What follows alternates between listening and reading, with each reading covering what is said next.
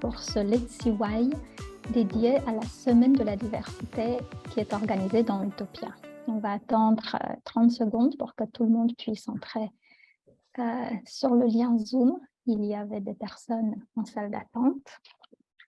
On attend encore quelques instants. Merci à tous d'être là. Merci d'être fidèles au Let's See Why de notre université. Ces moments dans la semaine où chez soi ou au bureau, on se connecte et on écoute ce que nos collègues font de bien et de beau. Eh bien, cette semaine, on va parler Utopia, mais on va surtout parler de ces actions dans Utopia qui sont liées à l'inclusion ou à la diversité. Et je suis sûre que vous avez tous vu sur les réseaux sociaux, sur le site internet, et que vous avez tous reçu les emails au sujet justement des actions qui ont été menées cette semaine. Je ne vais pas passer plus de temps dessus parce que nous avons devant nous Pierrick Robert. Pierrick, merci beaucoup d'être là. Merci beaucoup d'avoir organisé toute cette semaine et puis de t'être aussi mobilisé aujourd'hui parce qu'il faut aussi faire le bilan de cette belle semaine et nous dire en quoi elle aura fait avancer la question de l'inclusion et de la diversité à CY et comment nous nous coordonnons avec nos partenaires de l'Alliance européenne Utopia pour avancer sur ces sujets. Je te laisse la parole. Merci beaucoup, Luciana, pour cette introduction. Alors, je vais assez rapidement vous partager mon écran pour que vous puissiez avoir un petit support, une petite présentation sur tous ces sujets de l'inclusion. Hop là, je vais mettre en mode diaporama, ça sera plus sympa pour suivre. Est-ce que ça s'affiche bien? Mettez-moi juste un petit pouce, une petite main. Parfait, merci beaucoup. Donc effectivement, je suis Pierrick Robert, je suis le directeur exécutif de CY Sup, qui est l'école des premiers cycles de CY et de CY Alliance. Et dans le cadre de cette Alliance Utopia, j'ai eu la chance de participer et de coordonner pour CY le Work Package, comme on dit, le groupe de travail dédié à l'inclusion. Donc, pour quand même remettre un petit peu cette semaine de la diversité, qui est le cœur de la présentation dans son contexte, je vais essayer assez rapidement de revenir sur le travail qui a été mené en matière d'inclusion pendant les 3 dernières années dans le cadre de l'Alliance Utopia. Et après, on va se faire un focus, évidemment, sur les actions de cette semaine. On a la chance d'avoir Luciana Radougagi avec nous, donc si je dis des bêtises sur l'Alliance Utopia, évidemment, elle pourra intervenir et corriger, donc c'est parfait. La première chose, du coup, pour ceux qui ne connaissent pas l'Alliance Utopia, c'est une alliance qui aujourd'hui réunit 10 établissements européens sur la petite carte, vous voyez à la fois les logos et vous voyez la répartition géographique. Donc, c'est les petits points rouges que vous voyez sur la carte. On couvre une bonne partie de l'Europe déjà. Et c'est une alliance qui s'appuie sur des projets structurants et notamment sur un projet qui s'appelait Utopia 2050, qui a été financé dans le cadre d'Erasmus+. Ce premier projet, il a réuni d'abord un nombre plus restreint d'établissements, puisqu'on avait la Vrije Université de Bruxelles, nous avions évidemment CY et l'ESSEC pour la France, l'Université de Gothenburg en Suède, Ljubljana en Slovénie, Pompeu Fabra à Barcelone en Espagne et nos collègues et amis de Warwick pour le Royaume-Uni. Donc vous voyez les chiffres qui sont en bas, hein, c'est des chiffres extrêmement impressionnants, presque 300 000 étudiants, 45 500 personnes en matière de staff, un nombre de facultés énorme, de doctorants également. Donc vraiment un projet extrêmement structurant dont on peut se féliciter d'être un des membres fondateurs et on peut se féliciter aussi, c'est peut-être une annonce que je fais en avance, mais que le projet se poursuive désormais à 10 dans le cadre du projet Utopia More. Donc, pour rentrer dans le détail de ce qui a été fait en matière d'inclusion depuis 3 ans, je vais revenir rapidement sur les différents livrables qui étaient attendus de nous au niveau d'Utopia. D'abord sur des choses un petit peu juridiques qui peuvent apparaître un petit peu embêtantes, mais qui sont indispensables pour comprendre d'où on part. Donc, un premier travail autour du cadre juridique entourant l'inclusion dans les différents établissements d'Utopia, Et donc, l'objectif était à la fois d'analyser le cadre juridique national, les règles générales des États qui s'imposent à l'ensemble des établissements, et puis ensuite d'aller regarder spécifiquement ce qui se fait dans les universités.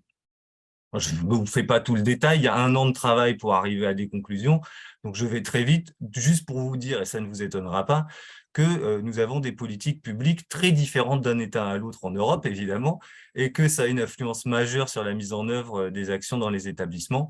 Je prends 2 exemples très basiques et qui ne sont pas forcément révélateurs de l'ensemble, mais ils vont peut-être vous parler pour ce qui concerne notamment CY, Cergy Paris Université, l'ESSEC et puis ce qui se passe en France.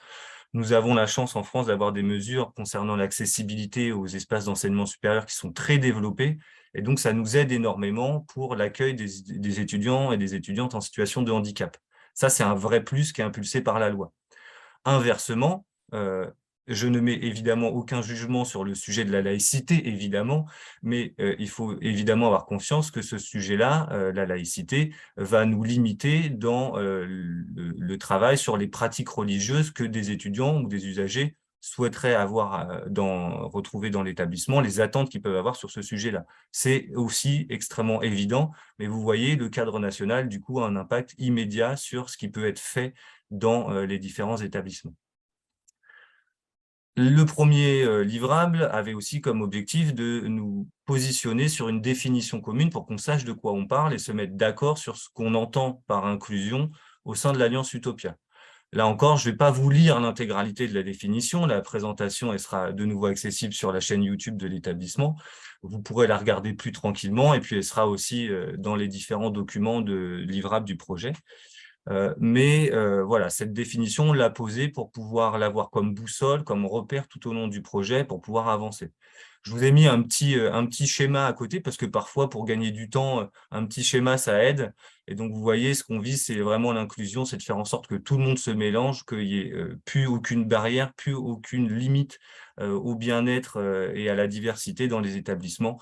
C'est ce qu'on va synthétiser avec cette image pour caractériser l'inclusion. Deuxième livrable, appuyé évidemment sur le premier, le recensement des dispositifs déployés dans les établissements de l'Alliance Utopia. Pour arriver à faire ce travail, on a fait très basiquement une enquête. On a lancé une enquête dans chacun des établissements, une enquête commune, traduite dans chacune des langues parlées et utilisées dans les établissements. Et cette enquête est visée à identifier des bonnes pratiques qui pourraient être intéressantes à partager entre nous. Ces bonnes pratiques, on a déjà dû définir sur quoi elles allaient porter. Donc, on est parti d'une catégorisation arbitraire qui n'est pas forcément la meilleure, qui n'est pas forcément la plus pertinente, mais qui nous permettait d'avancer. Une catégorisation des différentes dimensions de l'inclusion qui peuvent être abordées, comme les handicaps, le genre, etc., etc. Et puis, de regarder de quelle manière ces pratiques étaient mises en œuvre. Est-ce que c'était des cours? Est-ce que c'était des événements? Est-ce que c'était des supports qui étaient créés par les établissements?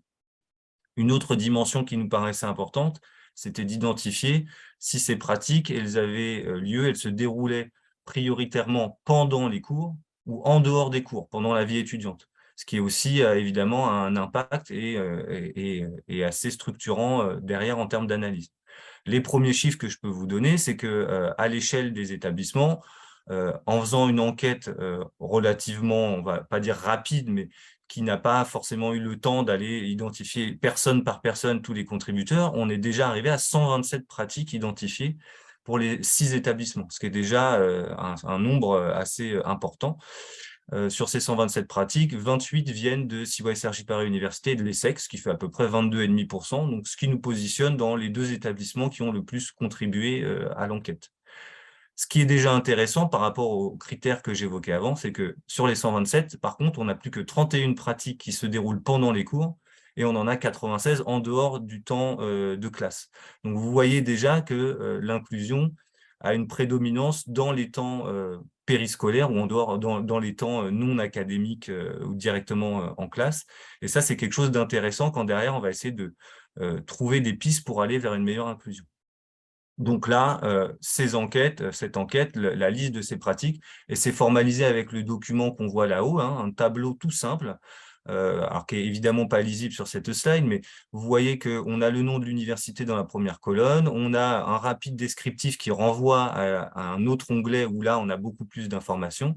Et puis, on retrouve dans les petites cases en couleur les différentes dimensions, ce qui nous permet de voir que, par exemple, la première pratique en vert, elle concernait un enjeu là autour de l'ethnicité des étudiantes, des étudiants et des personnels. Ça, c'est quelque chose que j'aurais dû évidemment commencer par dire, mais j'ai oublié de le faire, je vous prie de m'en excuser. Le projet concernait à la fois ce qui se passait pour les étudiantes et les étudiants, mais aussi pour le staff, aussi pour les personnels. Ce n'était pas réduit à l'un ou l'autre des publics, c'était vraiment une dimension globale. Donc voilà pour ces éléments. Ça, de nouveau, ça nous permet de comprendre que les différentes bonnes pratiques qui sont mises en œuvre, elles sont très dépendantes toujours du cadre juridique, évidemment, des expertises aussi en recherche, et ça c'est quelque chose évidemment d'important. Plus l'établissement a une politique de recherche ou des laboratoires qui sont centrés sur ces enjeux d'inclusion, plus évidemment on va pouvoir identifier de bonnes pratiques, de travaux de recherche ou de pratiques liées à l'inclusion. Là aussi, ça paraît bête, mais ça joue évidemment sur les actions concrètes. Et puis derrière, les moyens RH, la priorité locale qui est mise sur le sujet va évidemment aussi avoir un impact. Dernier livrable, objectif d'ancrer l'inclusion au sein de l'Alliance Utopia et de valoriser la diversité dans l'Alliance. Là, on a commencé par partir de ces bonnes pratiques, partir de ce cadre juridique et maintenant faire parler les étudiantes et les étudiants. C'est quand même notre public privilégié. Et donc, pour réussir à entendre leur voix, à les faire s'exprimer, on a fonctionné par le mode qu'on appelle des focus group, donc avec des enquêtes et de l'accompagnement auprès de groupes d'étudiants. Il y en a 3 qui ont été pilotés par chacun des établissements localement, et puis 2 qui ont été animés collectivement par les universités pilotes de Warwick et de Bruxelles.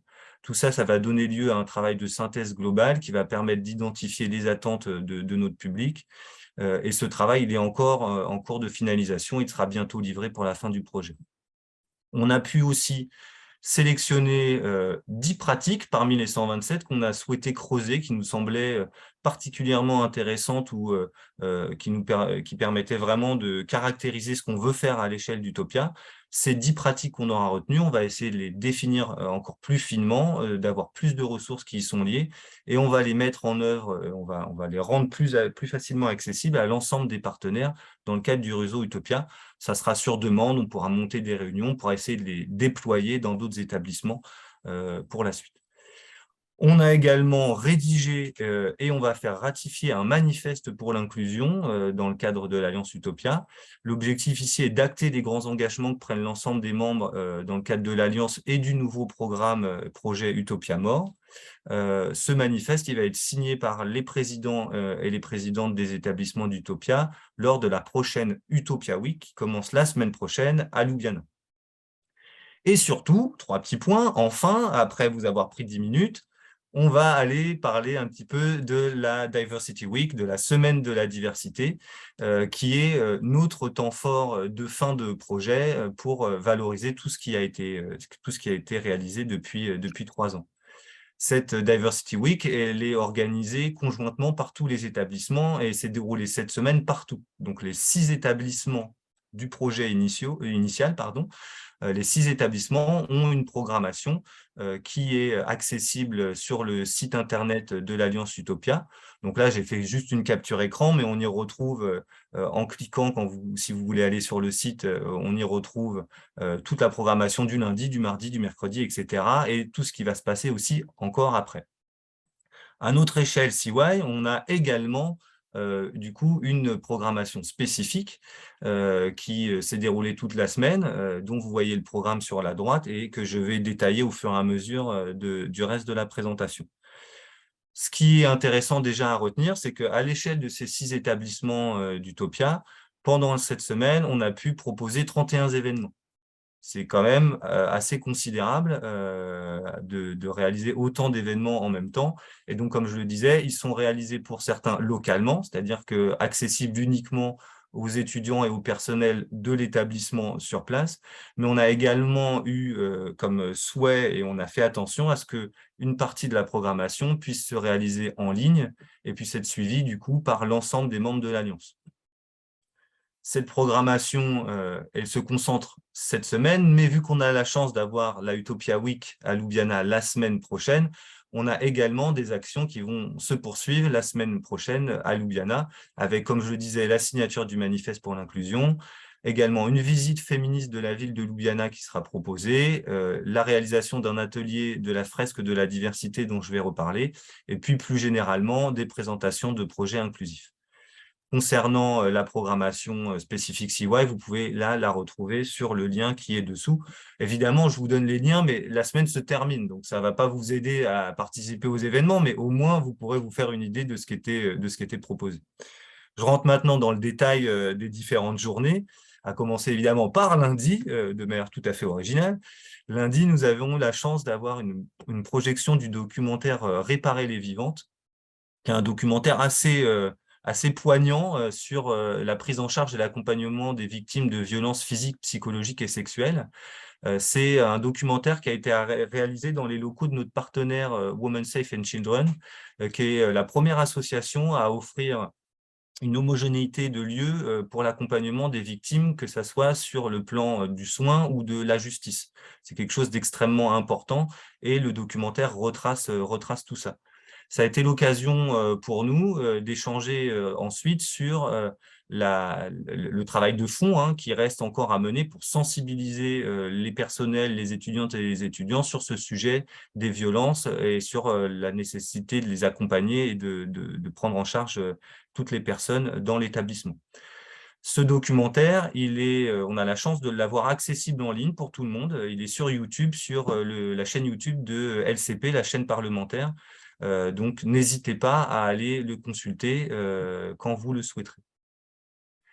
Le mardi, nous avons réalisé un forum de l'inclusion. Il s'est déroulé sur le site des chaînes de CYSRJ Paris Université. Le matin et l'après-midi, on a eu un atelier entre acteurs de l'inclusion de CY et de l'ESSEC. Alors, on a eu un grand nombre de services présents, le service santé universitaire, le service accueil handicap, la direction orientation, la direction Europe, le centre égalité des chances, enfin égalité diversité, pardon, inclusion de l'ESSEC, différentes directions, des chargés de mission, des chefs de projet. L'objectif était vraiment de faire savoir ce que l'université et l'ESSEC proposent déjà sur ce sujet de l'inclusion. Et puis, dans l'après-midi, de pouvoir se préparer à aller encore plus loin en matière d'inclusion en travaillant encore plus et encore mieux ensemble. On a pu toucher plus d'une centaine, presque 150 étudiants probablement, puisqu'on s'était mis à un endroit un peu stratégique où il était facile de les capter pour aller leur donner de l'information et leur distribuer de la documentation sur le sujet. Le mercredi, on a eu une session, cette fois-ci 100% en ligne, qui était en anglais et accessible pour l'ensemble des membres de l'Alliance Utopia. Une conférence proposée par Stéphania Marcassa, qui est enseignante-chercheuse de CYSRJ Paris Université au laboratoire THEMA, également chargée de mission égalité femmes-hommes de l'établissement. Stéphania Marcassa a pu aborder ses différents travaux de recherche, puisqu'elle est experte de l'économie du genre et de l'économie de la famille. Donc, elle a expliqué sur quoi portaient ses travaux. Elle a notamment pu nous présenter un projet européen qui s'appelle Leading Towards Sustainable Gender Equality Plans, qu'on appelle LETS-GEP pour rendre ça beaucoup plus facile à comprendre. Je ne vais pas pouvoir vous donner plus d'informations parce que je dirais sûrement des bêtises sur le projet, mais j'ai laissé le lien vers tout toute la présentation du programme dans la slide.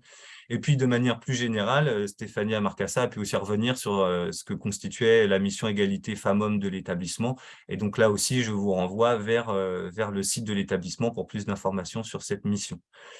C'était assez intéressant puisqu'on a pu avoir des personnels, mais aussi des agents des services ou des composantes de l'établissement qui pouvaient avoir un rôle notamment de référent égalité femmes-hommes et qui nous challengeaient ou nous demandaient comment aller encore un petit peu plus loin et comment mobiliser encore un peu plus les collègues. Donc, c'est intéressant puisque on voit qu'il y a un vrai travail de fond, une vraie volonté des personnes d'aller sur ce sujet-là encore plus loin. Le jeudi, nous nous sommes concentrés principalement sur de la communication en ligne, là encore pour rendre les choses accessibles à toutes et tous au sein de l'Alliance Utopia. Donc, on a une série de 4 vidéos par différentes personnes. Luciana Radougagui, ici présente, qui nous a fait le plaisir de nous proposer une vidéo, Magali Jaouen également, vice-présidente de l'établissement, et puis 2 étudiants qui partageaient leur retour sur Utopia. On a également toute une série de témoignages, sous forme cette fois-ci d'interviews, mais écrites, manuscrites, qui sont publiés en ligne et qui permettent d'aborder la question de l'égalité femmes-hommes, de l'orientation, de l'égalité des chances, du handicap, voilà, différents sujets structurants sur l'inclusion. Aujourd'hui, on ne s'arrête pas avec Let's CY. On a eu ce matin l'animation d'une fresque de la diversité, un atelier proposé par nos collègues de l'ESSEC. La fresque de la diversité, c'est le principe et la pédagogie de la fresque du climat que vous connaissez peut-être. C'est un outil d'intelligence collective qui permet de prendre conscience des différentes discriminations ou facteurs d'exclusion qui peuvent être en place dans les organisations et de voir comment on les corrige. Donc, c'était extrêmement intéressant. On a eu des étudiants, des personnels et des enseignants qui ont participé à cet atelier ce matin. Et puis, on a le Let's CY, évidemment. Je profite, avant de rendre la main, pour faire une vague de remerciements, évidemment, liés à la fois à cette semaine de la diversité, mais aussi à l'ensemble du travail qui a été fait dans le cadre de ce projet Utopia. D'abord aux membres du Work Package Inclusion, donc les collègues internationaux, mais aussi les collègues ici présents, notamment voilà, Marion et Pierre-Yves qui sont en bas. Un grand merci à eux, un grand bravo. Et puis aussi à Gladys Gros-Desormeaux, Paul-Adrien Viala et Amit Dabo, qui sont nos étudiants qui avaient participé à la dynamique, et puis les collègues de l'ESSEC. Grand merci à Luciana Radougagui et aux collègues de la direction Europe pour le suivi, l'animation du projet, à la direction de la communication pour tout le travail cette semaine sur les relais com pour la semaine de la diversité. Et puis plus globalement, je souhaite saluer toute l'implication des collègues sur CY, que ça soit dans les composantes, dans les services, dans la gouvernance avec nos VP et chargés de mission, pour aller sur ce travail-là. Et puis, vous pensez que c'est fini, mais on ne va pas finir parce que ça ne s'arrête jamais, l'inclusion. Donc, non, ce n'est pas fini. On va poursuivre la dynamique. Et du coup, là, je suis heureux de pouvoir souhaiter la bienvenue à Marie Marchand, qui est notre nouvelle chargée des dispositifs d'inclusion au sein de CY-Sup et qui travaillera avec l'ensemble des acteurs de l'établissement à aller encore plus loin pour concevoir, déployer, coordonner des actions en matière d'inclusion. J'ai pu mettre son mail, vous inquiétez pas, c'était évidemment avec son accord. Donc, n'hésitez pas à la contacter pour pouvoir aller plus loin sur le sujet. 20 minutes, 4 secondes. Je suis désolé, cette fois-ci, je me tais pour de bon. Merci beaucoup Pierrick. Mais maintenant, je te donne l'Oscar. C'est comme ça que ça fonctionne. Tu as remercié tout le monde. Voilà, le prix revient. Et c'est réellement un prix symbolique que j'ai envie effectivement de te donner, de vous donner à vous tous qui avez travaillé pour la question de l'inclusion et de la diversité dans Utopia. Pendant que nos collègues réfléchissent à des questions et lèvent la main virtuellement ou alors posent des questions dans la discussion, j'ai envie de dire que la chose n'a pas été facile. Tu la présentes avec une telle légèreté qu'on pensait que c'était gagné d'avance. Ça ne l'a pas été. La question de l'inclusion est extrêmement diverse, pardon pour le mauvais jeu de mots, en Europe et entre les pays qui font partie de cette alliance. Et trouver un terrain commun d'entente, de discussion a été assez laborieux et était le résultat de discussions que toi tu as menées pour le compte de CY avec brio, et encore une fois merci. Voilà, j'attends voir s'il y a des questions, et sinon je veux poser moi-même la première question. Pierrick, donc tu as dit qu'il y a la deuxième phase Utopia qui commence au 1er décembre, très très bientôt. Tu nous as présenté tout ce qui a été fait pendant la première phase, pendant les 3 premières années.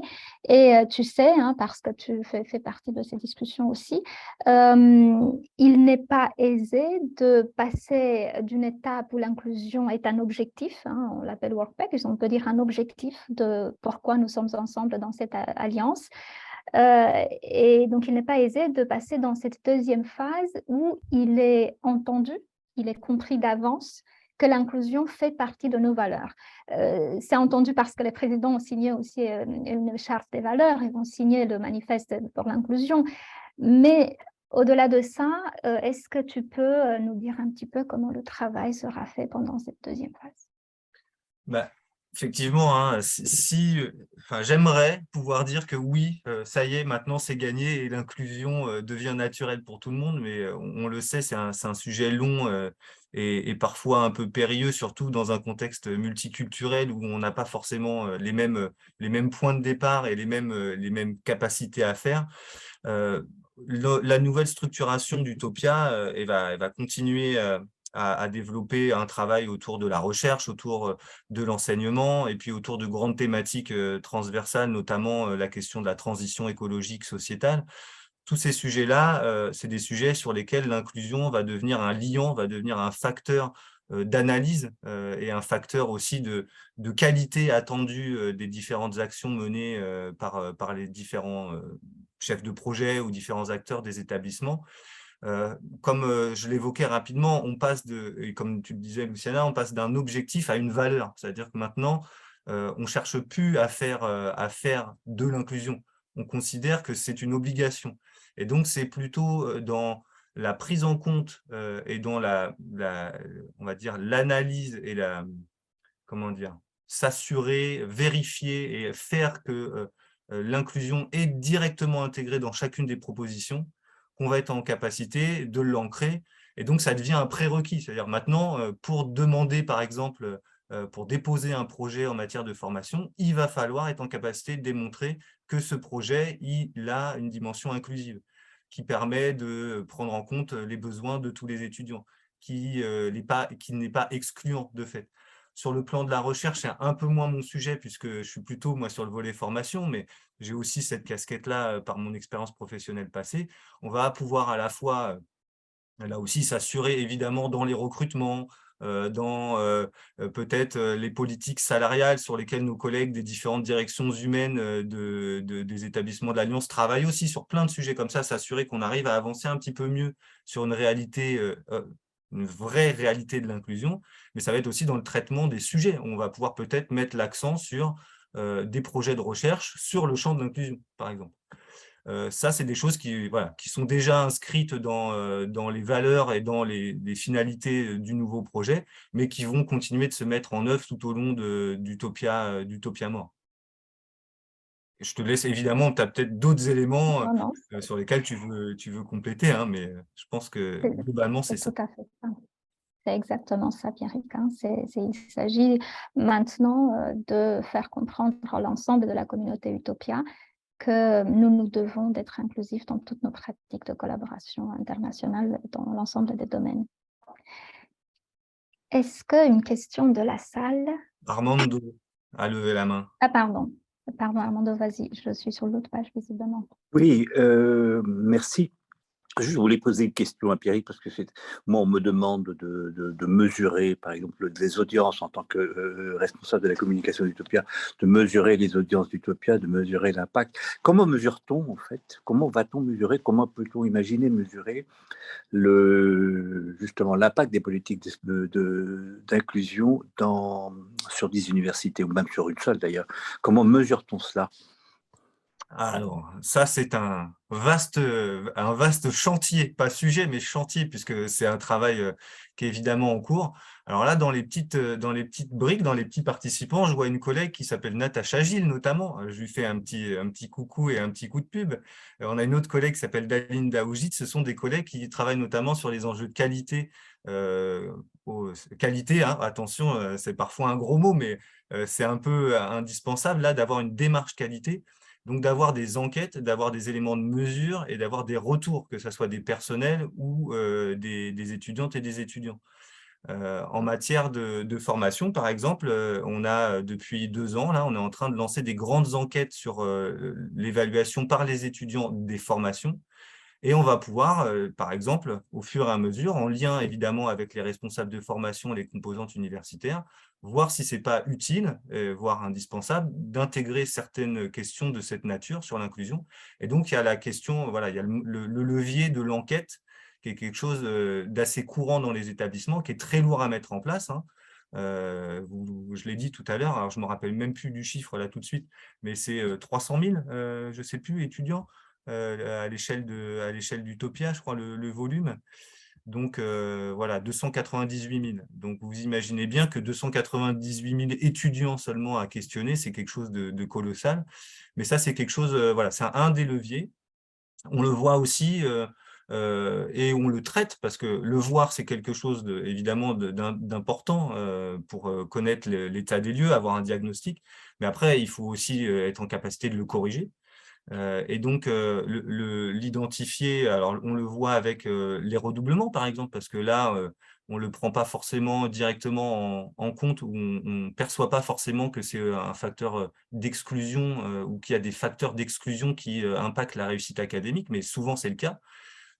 J'ai tendance, moi, à rappeler régulièrement qu'un étudiant ou une étudiante qui, le matin, a peur de savoir s'il va pouvoir dormir sous un toit et manger correctement dans la journée, évidemment, cet étudiant ou cet étudiant, il ne peut pas se concentrer sur sa réussite académique. Et donc, pour nous, avoir des décrocheurs, avoir des étudiants qui sont dans des situations académiques parfois extrêmement complexes, c'est aussi des éléments d'alerte. Et donc, on a tout un travail d'identification aussi de la réussite académique qui va pouvoir nous aider. On a un travail de fond avec les services, services direction vie étudiante, services de santé, différents collègues qui sont au quotidien sur le terrain pour prendre le pouls de la réalité de la vie des étudiants, la DRH pour les personnels.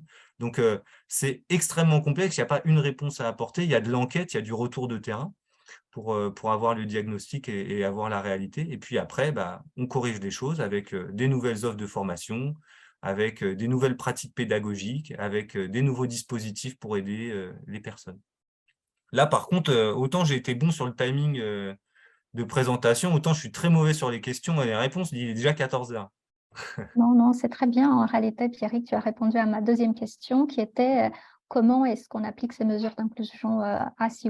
Et bien, tu as évoqué toutes les directions et les services avec lesquels tu travailles naturellement. Est-ce que moi, je prendrais bien une dernière question ou alors peut-être seulement des encouragements pour Pierrick et son équipe, pour Marie également, que je vois à l'écran, mais que je ne vois plus, mais elle doit être là, elle est là. Eh bien, est-ce qu'il y avait une main levée là? Oui. Ah, Oui, allez-y. j'ai levé la main. Marietta, J'ai levé la main. Allez-y. Donc, je suis Marietta Manolescu, ex-responsable du département de maths de CI Tech. Et maintenant, je suis honoraire au labo AGM de CIU, donc de maths appliquées. Alors, j'aimerais vous poser la question, est-ce que dans vos livres, vous avez essayé d'avoir des détails sur les rapports des évaluations des labos de CIU, de tous les labos? Oui. Est-ce qu'on les aura plus tard ou vous envisagez? Oui. Alors, ça, c'est quelque chose qui, effectivement, comme je disais, le travail mené à la fois sur les étudiants et les personnels. Oui. On n'a pas pu faire d'enquête spécifique à l'échelle des laboratoires, même des formations. On a fait une enquête générale qui était plutôt d'identifier des bonnes pratiques, c'est-à-dire on était sur du déclaratif. On n'est pas allé analyser directement, c'était, on va dire, bénévole. On attendait que les différentes structures nous remontent des choses qui sont faites à leur niveau. Donc aujourd'hui, dans les livrables, nous, on n'a pas, nous, fait une analyse de terrain dans les laboratoires qui nous permet, dans le cadre d'Utopia, de dire que telle ou telle chose sont faites en matière d'inclusion.